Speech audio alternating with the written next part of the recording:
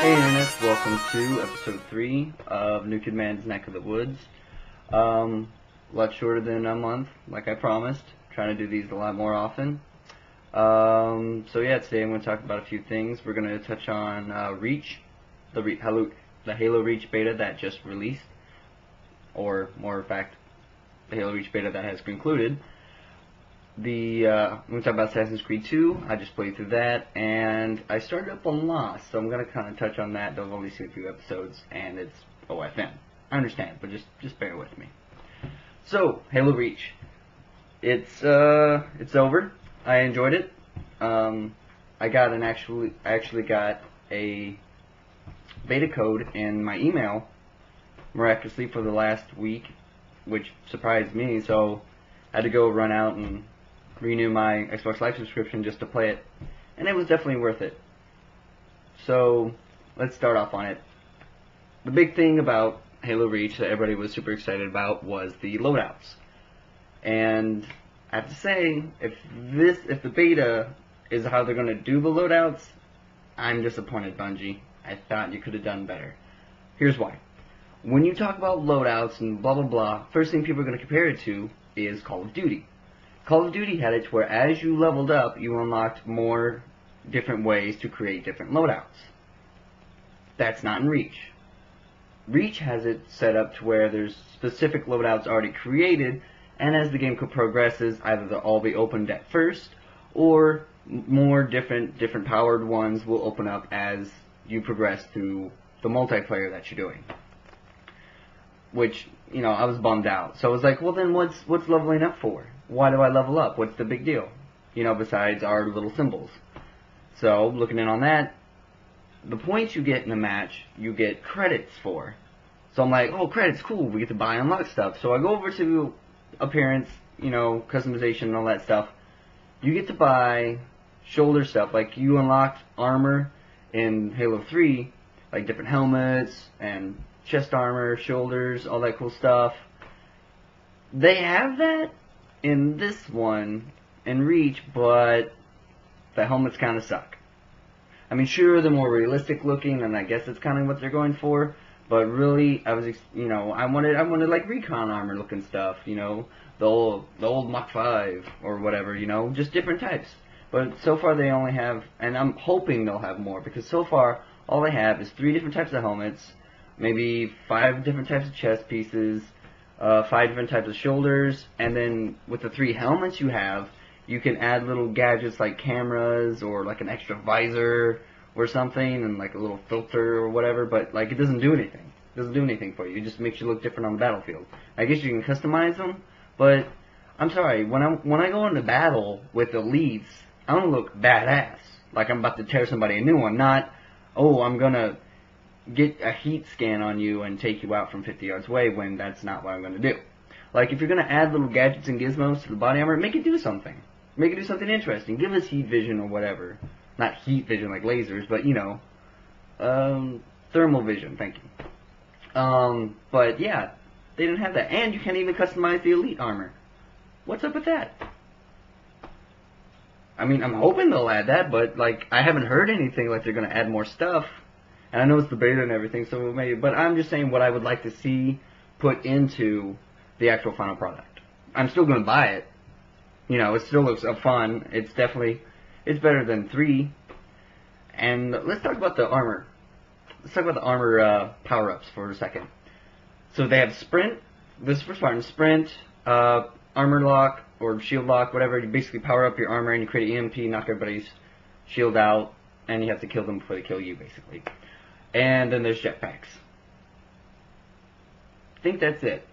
Elites have tumble, like do a barrel roll, jetpack, and stealth. Now, in different modes of matchmaking, you have all of those. Like Spartans can do it too, or the cloaking and whatnot. But here's the thing. With sprint and tumble, how is that an armor power-up? Like, are they putting hydraulics in the Spartan armor, and is, like, the elite armor looser? I don't know, because there's not a difference. Like, with the jetpack, you get the jetpack. You can see that sucker. You can see that by a bow in action. But you can't see sprint. Like, nothing's fancy on the sprint, and nothing's fancy on the power armor lock. You know, there's not, like, a generator-type looking thing on the back or whatever. Come on. Bungie, customize it. We're tired of seeing regular, same old Spartans and elites running around. You know, jazz it up. You guys have billions of dollars to make the best game ever. Do it. And so, that's that. And, you know, and I mean, like, I would have made the sprint and the tumble just part of it. You know? And then give us more different kinds of special things. Like, what was that game? The Red Planet one. Anyway, we were like on Mars and you break stuff. I can't even remember. Anyway, it was the Mars Planet. But anyway, you had like different backpack stuff, and one of them was like a bull charge, and then there was the jetpacks, and then all this other stuff. That was fun. Now I just look like an idiot, but yeah, I'll find it. I'll put it in the comment or something. Anyway, moving on.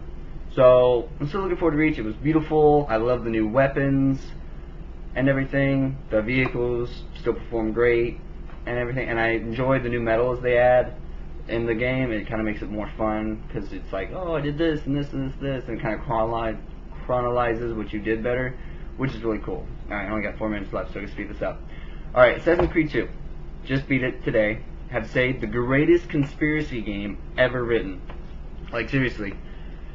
Anything ever in history is tied to, in Assassin's Creed, is tied to the Pieces of Eden, if you played the first one or the second one. Like Nikola Tesla, George Washington, Franklin Delano Roosevelt, Gandhi, the Pope, Queen Elizabeth, Napoleon. All of them, all basically powerful people in history had a piece of Eden or whatever, and were either a Templar or an assassin type person. So that was pretty cool.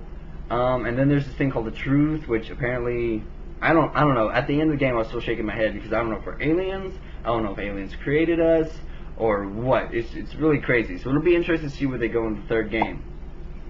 And before I go on to where I think the third game is going to go, they really listen to their fans, I have to say. Ubisoft did a fantastic job with expanding the Assassin's Creed universe and just like the gameplay, adding more different things to do and whatnot. So hats off to you guys. Good job. Way to listen to your fans. But I heard one of my friends mention that they would like to see in Assassin's Creed 2, the next one, maybe kind of take place in colonial America during the whole British-American War for Independence and whatnot, and maybe have a chick. But I don't know if they did, since it's like Desmond, but who knows? Because, I mean, in this one they added a girl, like, alright, so he's in the Animus, and like stuff started crossing over to what his real life was, and there was this chick that was like, hey, come here, and then turns out Altair totally like banging this chick. And then you meet this chick in Italy, who you might be like, but you hardly ever talk to her. I mean, you flirt with her and whatnot, but they don't do anything with the relationship. I'm like, come on, guys, cultivate that. Bring me into it. Bring me into the game more. But they left that a mystery, so maybe they'll, I don't know, do some of that. Just, alright, my last 2 minutes, just started watching Lost. I have to say, I already can tell, I'm going to be kicking myself for not jumping into this first. It looks really cool, a lot of mystery stuff going on. And I have to say, and I realized that I was like, oh yes, it's J.J. Abrams, of course. I love J.J. Abrams. You know, Bad Robot, all that stuff. Those guys write good stuff. In case you don't know who that is, that's the guy that did Star Trek, Cloverfield, and is going to be doing Super 8.